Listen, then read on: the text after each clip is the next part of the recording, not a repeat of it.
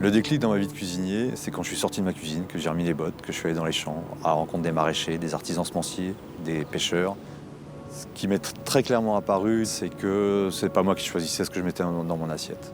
Et c'est en allant à la rencontre de tous les producteurs qui travaillent la terre au quotidien que j'ai pu reprendre cette liberté de mettre dans l'assiette des choses qui m'appartiennent.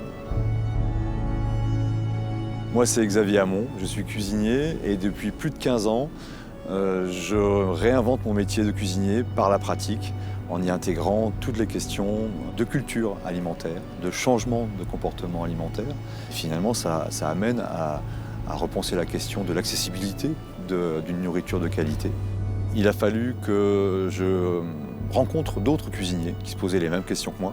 Et c'est comme ça qu'est née l'Université des sciences et des pratiques gastronomiques pour s'emparer de ce sujet-là et en refaire un enjeu de métier et non pas un enjeu de technicien.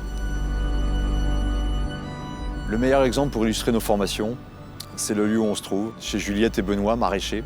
C'est le premier jour de la formation. Tous les stagiaires viennent mettre la main dans la terre, participer à la récolte, à l'entretien des cultures, comprendre ce que c'est que le métier de maraîcher. Et ensuite seulement, on commence à cuisiner. On a choisi la Cornouaille pour installer l'université parce que c'est aussi la Cornouaille qui nous a choisis.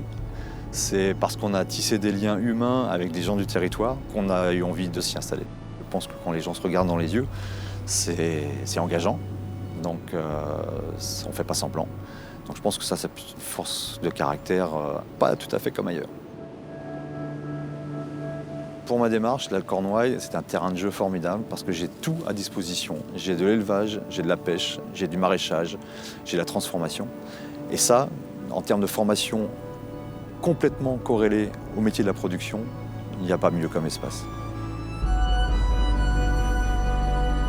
D'être ici, c'est un atout, parce que justement, on n'a pas la pression de la métropole, où on aurait tendance à répéter ou à rentrer dans des standards, dans des concepts. Je pense que c'est par des coins de ruralité où justement on redonne le temps d'expérimenter, on reprend le temps pour nous-mêmes, qu'on va pouvoir enfin se dégager un peu de rêve et un peu d'inspiration.